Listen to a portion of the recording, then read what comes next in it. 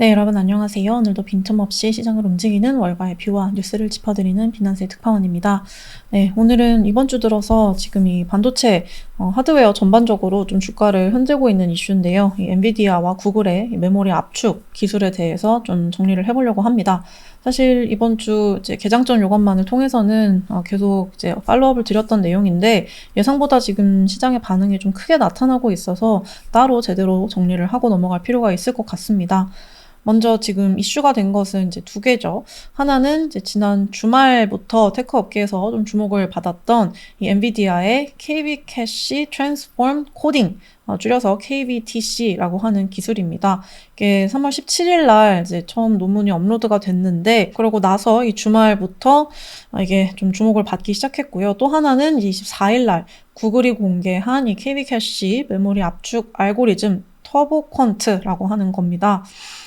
지금 여기 다 이제 공통적으로 들어가 있는 게 이제 KB 캐시라고 하는 건데요. KB 캐시는 쉽게 말해서 AI 모델이 이제 우리와 대화를 할 때 과거 문맥들 이런 것들을 이제 기억해놓기 위해서 임시로 저장하는 메모장 같은 거라고 생각을 하시면 됩니다. 작업용 메모리 뭐 이렇게 봐도 되는데 아주 단순하게 말하면 이 두 개 다 이 KB 캐시를 대폭 압축하는 그런 기술입니다. 특히 이제 모델의 파라미터 크기, 뭐 가중치, 그러니까 이런 이 모델 본체는 건드리지 않고 정확성은 그대로 유지를 하면서도 작업용 메모리 사용량만 이제 크게 줄인다라고 하는 게 이 기술들의 핵심인 건데, 이러다 보니까 이제 시장은 곧바로 그러면 이제 이 메모리 사용량 자체가 메모리 반도체 HBM 이런 게 덜 필요해지는 거 아니냐, 이런 지금 우려로 반응을 하고 있는 거고요. 이게 마치 작년 1월에 있었던 이 딥시크의 쇼크와 좀 유사하다, 데자뷰다, 뭐 이런 지금 이야기들 때문에 좀 주가가 과잉 반응하는 것도 있는 것 같습니다. 사실 이제까지 이제 메모리 반도체가 굉장히 많이 상승한 것도 사실이고, 그런 논리 아래에는 지금 이렇게 추론 수요가 많아지고 또 문맥이 길어지고 에이전트가 또 등장하면서 엄청나게 이 활성화되고 있는 이런 상황에서는 메모리가 앞으로 훨씬 더 많이 필요해질 것이다 라고 하는 게 이런 반도체, 메모리 반도체의 강세, 그리고 AI 인프라 투자가 계속될 것이다 라고 하는 것의 제 핵심 축을 차지했었던 논리 중에 하나였죠. 근데 지금 갑자기 그 메모리를 확 줄일 수도 있다, 뭐 이런 기술이 나온 것 같으니까 일단 시장이 놀랐죠.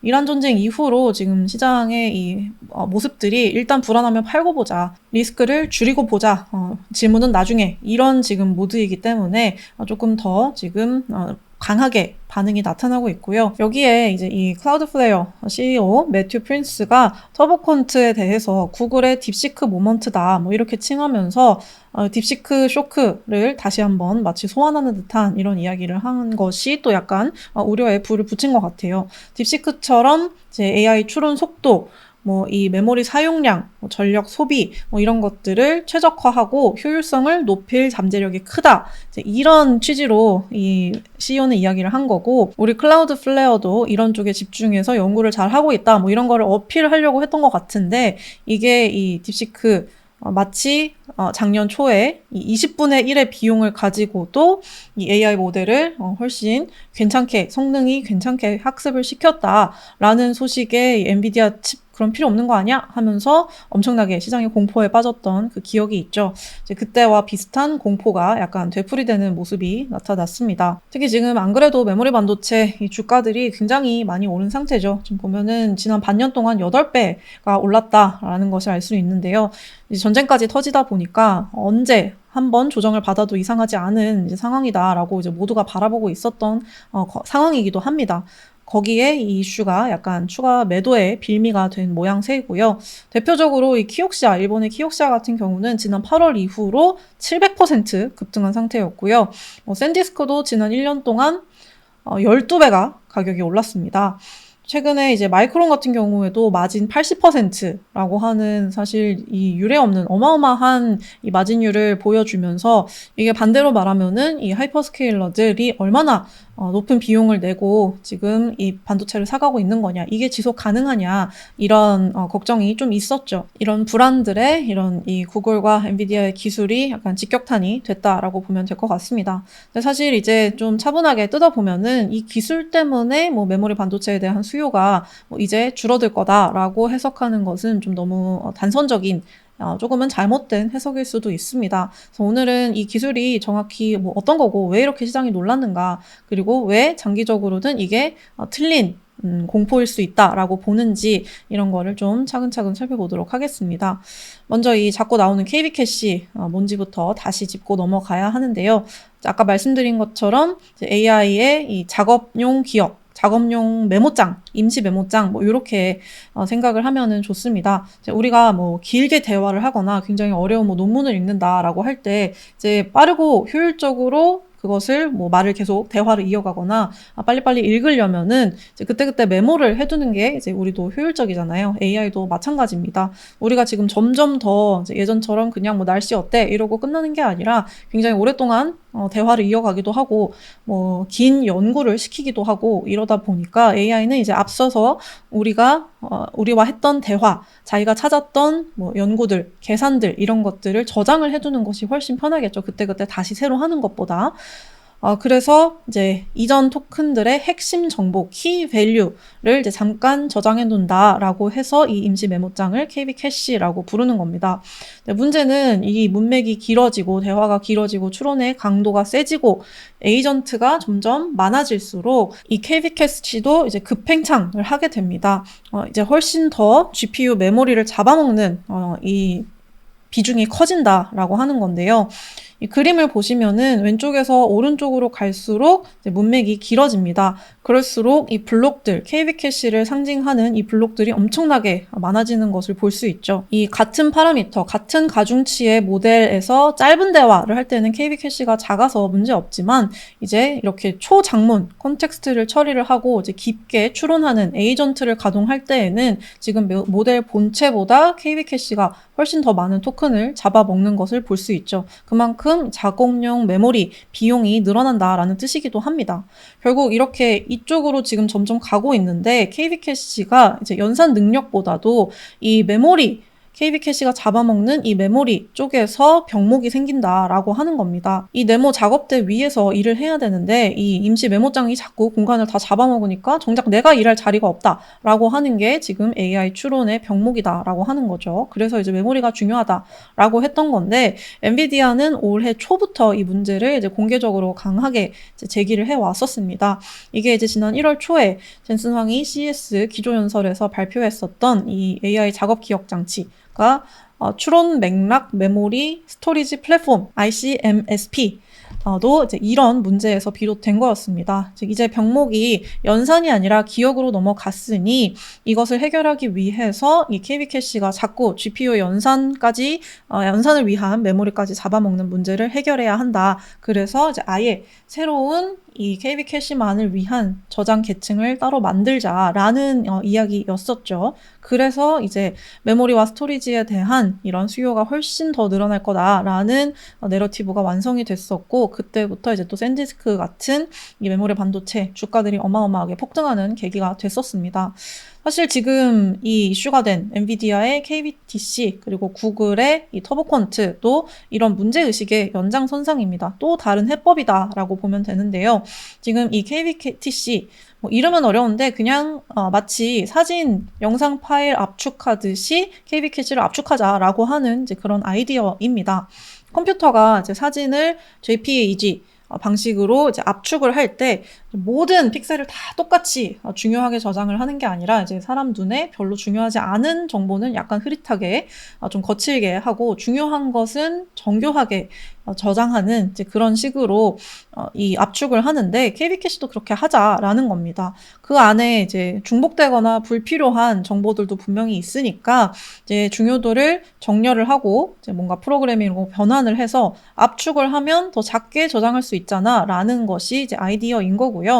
이렇게 하면은 이제 KB 캐시를 최대 20배, 특정한 경우에는 40배 이상 압축할 수 있다. 그러니까 뭐 메모리를 20분의 1, 40분의 1만 써도 된다라는 이야기죠. 그러면서도 정확도 손실은 1%포인트 이내로 유지가 됐다라고 보고를 했습니다. 이제 기존에도 이렇게 KB캐시를 압축하려는 시도들은 계속해서 있었고요. 근데 이제 모델 크기가 작아진다거나 아니면 이제 정확성이 낮아지는 이제 그런 경우들이 좀 많았어서 이 정확도가 유지됐다라고 하는 점도 이제 중요한 차별점이었습니다. 구글도 마찬가지인데요. 이 터보콘트도 지금 뭐 구체적인 기술에 대해서 저희가 다 알 필요는 없지만은 이제 핵심은 데이터 구조를 좀 단순화해가지고 그걸 압축하고 나서 생길 수 있는 오류를 후 보정을 하는 방식으로 정확도를 유지했다라는 것을 알면 됩니다. 이렇게 함으로써 이제 KB캐시 메모리를 최소 6배로 압축을 했고 또 이 특정 연산 성능은 8배 높였다라고 이야기를 했는데요. 이게 전체 모델 추론 속도가 8배 빨라졌다라고 하는 게 아닙니다. 이제 그 뭐 임시 저장해놨던 메모를 이제 그때그때 꺼내보는 이제 그런 특정한 연산 속도가 그렇게 빨라졌다라고 하는 건데요. 근데 확실히 이 가속 효과가 이 장 문맥, 더 긴 문맥을 처리할수록 더 가속 효과가 좋았다. 즉 이제 KB캐시가 메모리를 잡아먹는 이 문제는 문맥이 길어질수록 더 심한데 오히려 이 구글의 터보컨트는 장 문맥으로 갈수록 가속 효과가 더 좋았다. 효과적이었다라는 거죠. 추론을 최적화하는데 아주 유효하다라는 걸 보여주는 거고요. 이 왼쪽 그래프를 봐도 캐시를 풀로 쓸 때의 성능과 이 캐시를 거의 5분의 1로 줄였을 때 이 성능이 거의 똑같았다. 그만큼 메모리를 줄여도 성능 하락이 거의 없었다라는 것을 이제 보여주는 그런 그래프입니다. 그래서 결국 이 엔비디아 기술이나 뭐 구글의 터보컨트나 두 기술 다 이제 그냥 쉽게 얘기를 하면은 이제까지는 AI가 이 책상에 앉아서 일을 하는데 원본 자료를 책상 옆에 다 이만큼 쌓아놓고 일을 하고 있는 거예요. 그러면 내가 일할 수 있는 책상 공간이 좁아지겠죠. 그렇게 다 잡아먹힌 채 일을 하는 직원 같았는데 이제는 아주 핵심 메모, 진짜 필요한 것들만 쏙쏙 뽑아내서 이제 그냥 포스트잇으로 붙여놓고도 거의 비슷한 정확도로 일을 하는 직원으로 거듭났다. 그렇게 될 수 있다. 라는 그런 이야기입니다.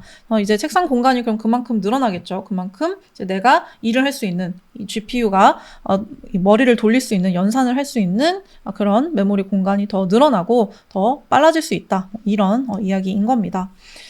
이제 이런 기술을 두고 이제 시장은 일단 어쨌든지 간에 KB캐시가 잡아먹던 이 메모리 용량이 줄어들면은 이제까지는 그거를 보상하기 위해 더 많은 메모리를 살 줄 알았는데 그게 아니면 이제 메모리도 덜 필요해지는 거 아니냐라고 이제 걱정을 한 겁니다.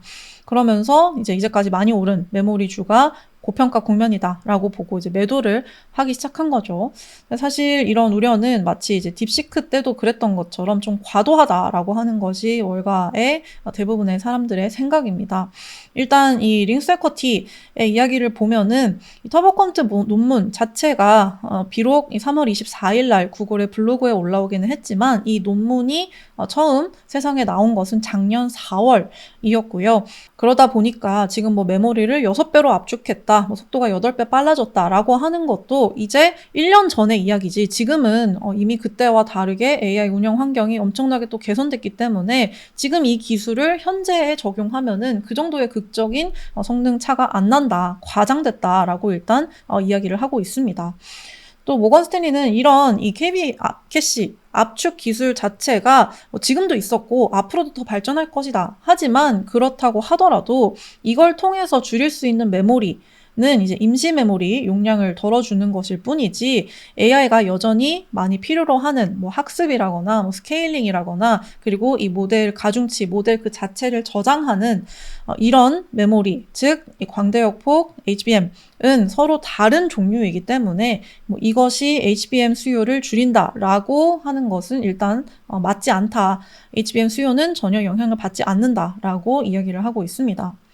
셋째로 이제 무엇보다도 이제 이 기술을 통해서 메모리 사용량을 실제로 절감을 하고 그렇게 해서 아까 말씀드린 것처럼 이제 책상이 넓어지는 GPU가 이제 처리할 수 있는 이 토큰량이 더 많아지게 되면은 더 긴 맥락을 더 적은 자원으로도 분명히 이제 지원을 할 수 있게 되겠죠. 근데 지금 현재 상황이 어떤가요? 우린 다 지금 AI 수요가 너무 많은데, 뭐, 이 하이퍼스케일러들이 실적 발표할 때 항상 하는 이야기죠. 지금 이렇게 어마어마한 투자를 해도 우리는 이거를 투자하는 족족 다 매출로 지금 인식하는 상황이다. 왜냐? 공급이 부족해서 문제지 수요는 너무 넘쳐나고 있기 때문이다. 이렇게 이야기를 하잖아요. 그럼 지금 이 수요를 못 따라가서 급급했던 하이퍼스케일러 입장에서는 비용 부담을 줄이면서 더 많은 이 GPU를 돌릴 수 있다라는 뜻이기 때문에 그만큼 이 AI 확산 속도가 더 가속화될 수 있다라는 뜻이 됩니다. 그러니까 이게 메모리 효율이 좀 올라가고 이 단위당 비용이 좀 절감된다 하더라도 그래서 전체 수요가 메모리에 대한 수요가 줄어드는 게 아니라 오히려 그렇게 비용이 줄어들므로써 훨씬 더 많은 이제 수요를 충족시켜 줄 수 있고 더 그것보다 빠른 속도로 시장 전체가 성장하기 때문에 수요가 줄어드는 게 아니라 오히려 사용량이 더 폭증하는 계기가 될 것이다 라고 이야기를 합니다. 이게 이제 작년 딥시크 사태 때 이 사티아 나델라가 이야기를 했었던 제본스의 역설이라고 하는 거죠. 당시에 모두가 이 단어를 알게 됐었는데 기술 효율이 좋아지면 소비가 줄어드는 게 아니라 오히려 이제 비용이 절감돼서 수요가 늘어난다라고 하는 이제 그런 논리죠. 지금 뭐 JP모건과 모건 스탠리 등등이 모두 다 지금 이 상황도 제본스의 역설이다라고 이야기를 하고 있습니다. 총 시장이 더 빨리 늘어날 거다라고 하는 거죠. 예를 들어서 예전에는 이제 이 긴 컨텍스트 AI를 처리하는 게 말하자면 챗GPT의 프로 같은 이런 것들이 너무 비싸서 기업 입장에서 고객센터 챗봇 몇 개 정도만 돌리는 수준이었다면은 앞으로는 이 비용이 좀 절감되면은 쓰고 싶었는데 못 썼던 것들을 이제 쓰기 시작할 수 있겠죠. AI를 도입을 할 수 있겠죠. 수천 페이지 문서를 읽어주는, 요약해주는 그런 에이전트라거나 이 에이전트 여러 개를 워크플로우를 돌리는 그런 데에 AI 에이전트를 쓸 수도 있을 것이고요. 실시간 코딩에도 쓸 수 있을 것이고 이런 나의 로컬 기기에다가 AI를 장착하려고 하는 그런 개인들도 있을 것이고 어쨌든 이 비용 부담이 문턱이 낮아지면 그만큼 더 많은 수요가 생길 거다라고 이제 하는 겁니다. 사실 지난 딥시크 때도 그랬죠. 그때 알고리즘이 개선이 돼서 훨씬 적은 비용으로 AI를 잘 돌릴 수 있게 됐으니까 GPU가 덜 필요해지는 거 아니냐 이런 이야기를 하면서 당시에 엔비디아가 하루 만에 17% 하락하는 어마어마한 일이 있었습니다. 실제로는 반대로의 일이 벌어졌죠. AI 인프라 투자는 더 많이 늘어났고 투자 경쟁도 치열해졌고 반도체도 훨씬 더 많이 쓰게 됐습니다. 이번에도 그럴 거다라고 하는 이야기인 거죠.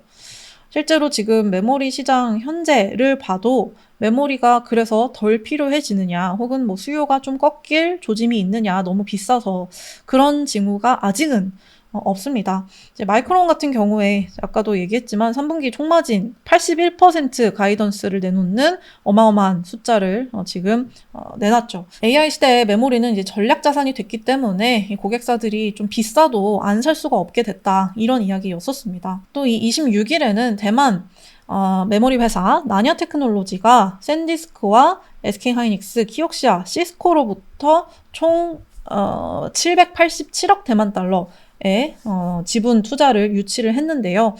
이 내노라 하는 이 회사들이 다 지금 이 범용 D램을 장기 조달하려면은 결국 이렇게 지분 투자를 해서 직접 이 생산 능력을 확보하는 수밖에 없다라고 보고 이런 투자를 단행을 한 겁니다.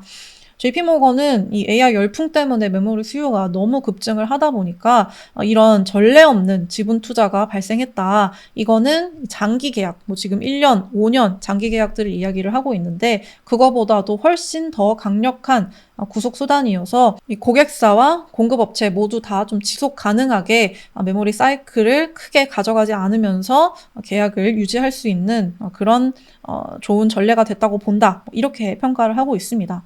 이렇게 지분 투자를 할 만큼 어쨌든 여전히 D램, 범용 D램에 대한 수요가 여전히 높다라고 하는 거고요. 노무라는 2026년 2분기 D램과 낸드의 가격 상승률을 기존에는 각각 6%, 20%로 전망했던 것을 51%, 50%로 대폭 상향 조정을 했습니다. 기존에 내가 예상했던 것보다 지금 10배 이상 더 많은 이 수요가 있을 것으로 본다라고 하는 건데요.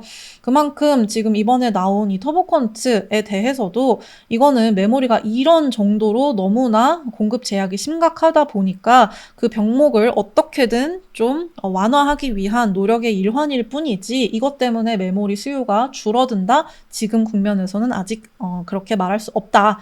이 수요를 저해하는 일은 아직은 없을 것이다 라고 이야기를 하고 있습니다.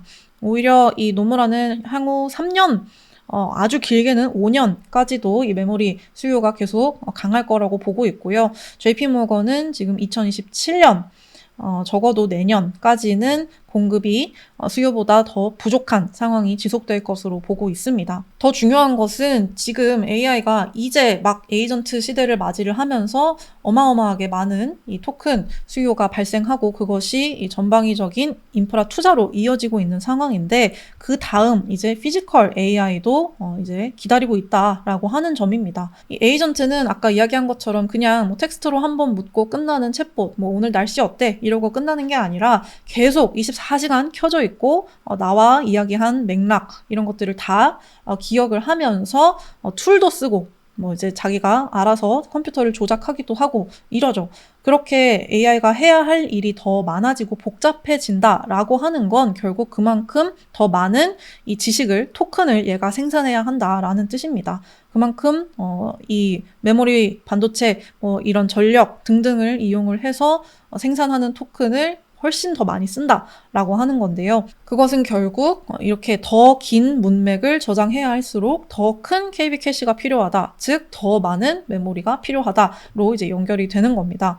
젠슨 황은 최근에 이 팟캐스트에서 작년에 나는 내가 추론이 1000배 증가할 거다라고 예상을 했는데 이제는 100만 배, 10억 배 늘어날 것이다 라고 전망을 한다. 이제 AI 에이전트가 등장하고 나서 보니까 이게 보통이 아니다 라고 이야기를 했습니다. 실제로 이 노무라가 추정한 이 표를 보면은 지금 이 단순 질의응답에서는 출력 토큰이 20개였습니다. 그런데 이 AI 에이전트가 뭐 모델을 기반으로 보고서도 써주는 이런 역할을 하는 에이전트는 일단 출력 토큰이 1만 개 였었고요. 또 1시간짜리 영상을 생성하는 이 AI 같은 경우에는 1억 토큰까지 필요하게 됩니다. 얼마나 많은 지금 토큰이 기하급수적으로 늘어나는지 필요해지는지를 알 수 있죠. 이 말은 이 토큰이 많아질수록 AI가 이렇게 고도화될수록 더 많은 컨텍스트를 담고 그걸 처리할 수 있는 메모리, 뭐 스토리지, 뭐 이런 것들이 계속 필요하다, 더 많이 필요하다라는 것을 이제 보여주는 겁니다. 근데 이거는 에이전트잖아요. 피지컬까지 가면은 이제 더 하겠죠. 그저께 이 멜라니아 여사가 백악관에서 이 미래 과학, 뭐 교육 이런 행사를 하면서 이 피규어에 휴머노이드 로봇과 함께 등장을 해서 또 굉장히 지금 화제가 되기도 했는데요. 이런 이 휴머노이드가 바로 이 피지컬 AI의 대표적인 형태인 거죠. 뭐 로봇, 자율주행차, 뭐 이런 것들이 이제 다 피지컬 AI가 되는 건데, 이제 현실 세계에서 이렇게 우리와 함께 움직이고, 눈으로 보고, 뭐 이 손을 움직여서 잡든, 이렇게 하고, 판단을 하고, 이런 것들은 이 에이전트보다도 또 훨씬 더 많은 차원의 이 기억, 맥락, 판단, 이런 것들이 필요하겠죠. 더 많은 메모리가 필요하다라는 뜻입니다. 예를 들어서 지금 이 로봇이 방 안을 걸어다니면서 뭐 물건을 집는다라고 하면 여기에 책상이 있고 내가 집어야 할 것이 여기에 있고 몇 초 전에 이 주인이 나한테 뭐라고 지시를 했는지 나의 손은 지금 어디에 있는지 이런 것들을 하나하나 다 이제 맥락을 유지하면서 움직이고 판단을 해야 된다는 겁니다. 그만큼 어마어마하게 많은 메모리가 더 필요해진다라는 건데요. 마이크론 경영진이 굉장히 이해하기 쉽게 이야기를 합니다. 피지컬 AI, 특히 이 로보틱스가 어마어마하게 많은 이 메모리 수요 동력이 되어줄 것이다 라고 하면서 지금 이 최첨단 휴머노이드 한 대에 들어가는 메모리 탑재량이 D램은 128기가까지 그리고 낸드는 1에서 2TB까지 들어가게 된다라고 이야기를 했는데요. 이게 지금 현재 기준이면은 앞으로 훨씬 더 이 휴머노이드가 진화하면 할수록 더 많은 메모리가 여기에 탑재될 수 있겠다라는 거겠죠. 또 이거는 한 대 기준입니다. 앞으로 뭐 수만 대, 수십만 대, 수백만 대, 일론 머스크가 주장하는 뭐 억대, 10억대 이렇게까지 간다면은 얼마나 많은 메모리가 필요하게 될지 알 수 있죠. 그러다 보니까 일론 머스크가 내가 직접 만들겠다 뭐 이렇게 나오고 있는 거고요. 결국 이 앞서 살펴본 이런 뭐 KB 캐시 압축, 뭐 추론 효율 이런 기술들은 이제 시작일 뿐이고요. 이런 기술들은 앞으로 계속해서 나올 겁니다. 그럼에도 불구하고 지금의 이 수요를 다 채울 수가 없기 때문입니다. 진짜 중요한 것은 지금 이 압축 기술 하나가 모든 구조적인 수요를 뒤집는다라고 말하는 게 좀 너무 섣부르다. 잘못된 판단이다라고 하는 이유가 이런 데서 있는 거고요.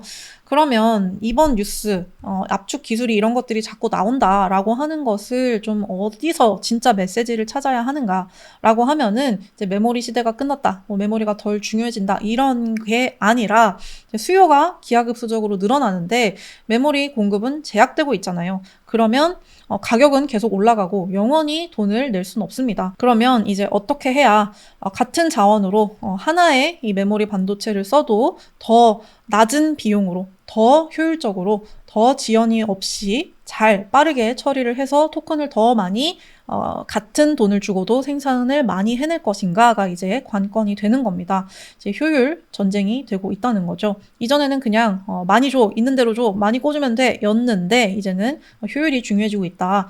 라는 이야기를 하고 있는 거고요. 쉽게 말해서 이제 예전에는 그냥 책상 크게 다 지으면 돼 였던 게 이제 그걸로는 안 되니까 책장 자꾸 왔다 갔다 하지 말고 좀 이렇게 동선을 효율적으로 해봐. 메모장도 너무 있는 대로 다 쓰지 말고 좀 어떻게 좀 종이도 아끼고 뭐 이런 지경으로 지금 가고 있다는 거죠. 젠슨 왕이 이번 GTC에서 강조한 것도 이제 이런 포인트입니다.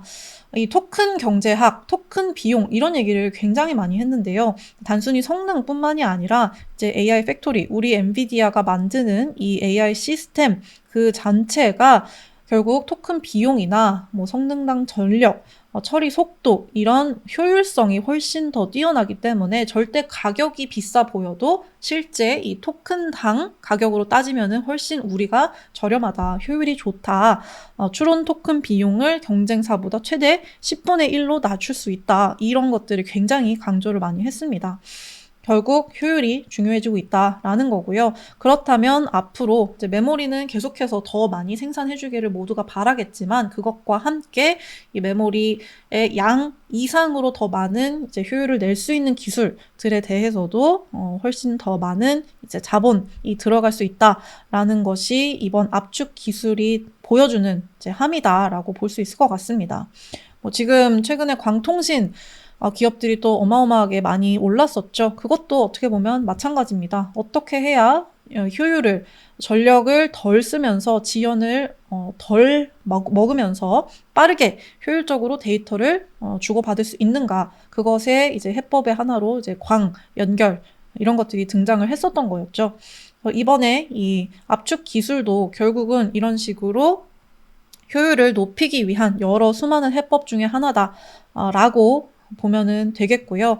이것 외에도 뭐 이제 LPU, 이번에 엔비디아가 이제 그록을 인수를 하면서 뭐 이 저지연 언어 처리 프로세서라고 이제 한 이 LPU도 결국 지연을 낮추고 추론의 효율성을 높이겠다라고 하는 거였죠. 최근에는 이 마벨이 CXL, 컴퓨트 익스프레스 링크의 줄임말인데요. 뭐 마벨뿐 아니라 지금 이 CXL 기술도 최근에 좀 많이 발표들이 나오고 있습니다. 이게 뭐 결국 이제 컴퓨터 내부에 이 CPU, GPU, 메모리 이런 여러 층위의 반도체를 훨씬 더 빠르게 서로 데이터를 주고받을 수 있도록 고속도로를 내주고 연결을 훨씬 빠르게 한다. 또 메모리를 그렇게 함으로써 이 다 함께 이용할 수 있도록 지금은 이 칸막이가 각각 나 있는 이 메모리들을 뭐 함께 공유할 수 있는 이런 풀로 묶어주는 뭐 그런 기술도 지금 이야기가 나오고 있습니다. 뭐 이외에 뭐 메모리 안에서 연산을 하는 기술이라거나 뭐 네트워킹, 인터커넥트를 훨씬 더 잘 해주는 뭐 그런 기술들이 결국 이제 효율을 더 높이기 위한 차원에서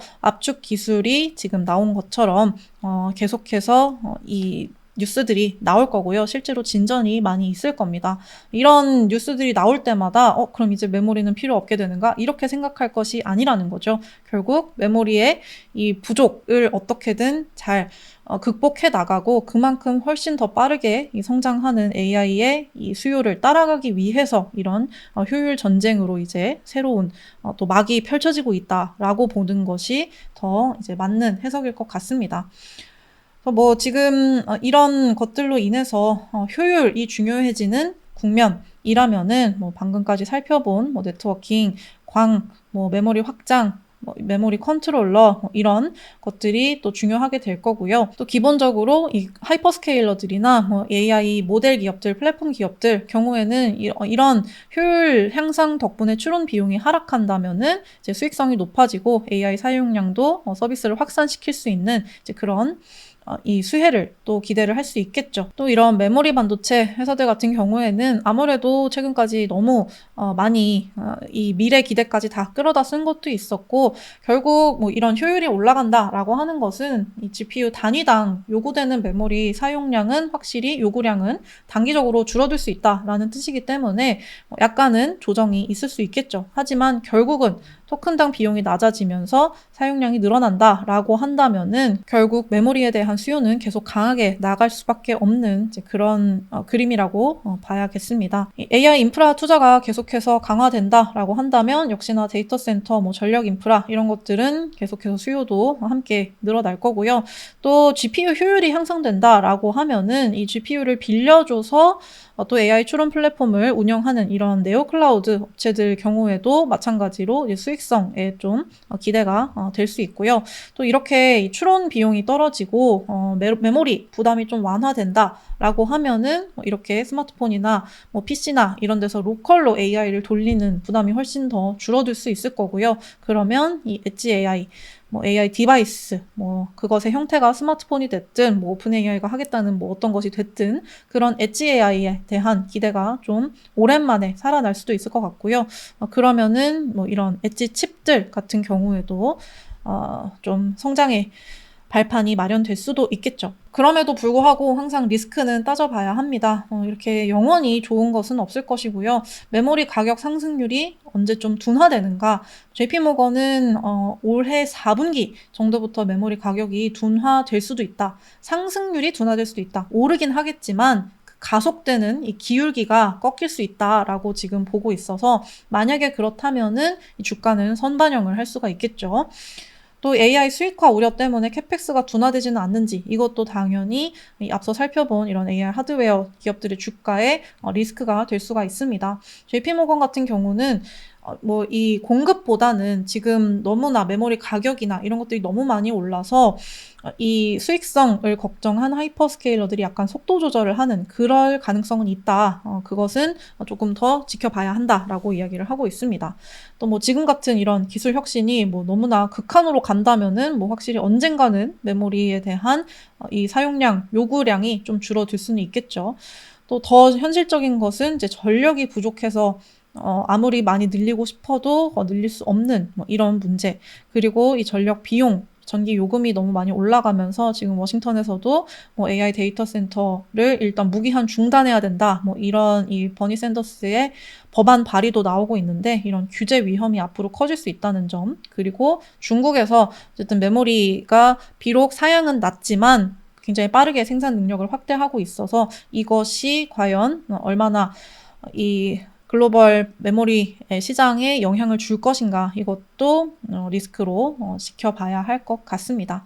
결론적으로는 아직까지는 지금 이렇게 AI에 대한 수요, 토큰, 메모리에 대한 모든 요구량들이 빠르게 늘어나는 국면에 아직은 있는 것으로 보이고요. 용량보다는 이제 효율 싸움으로 넘어가면서 또 이제까지 우리가 눈여겨보지 않았던 또 다른 섹터들로 이 열풍이 인프라 투자의 열풍이 또 흘러갈 수가 있기 때문에 그런 수급들, 돈이 어디로 가는가 이런 섹터들도 함께 공부를 해 나가면서 계속 투자를 하면 좋을 것 같습니다. 영원한 거는 또 없으니까요. 오늘도 긴 시간 함께 해주셔서 감사하고요. 여러분의 생각도 많이 남겨주세요. 안녕.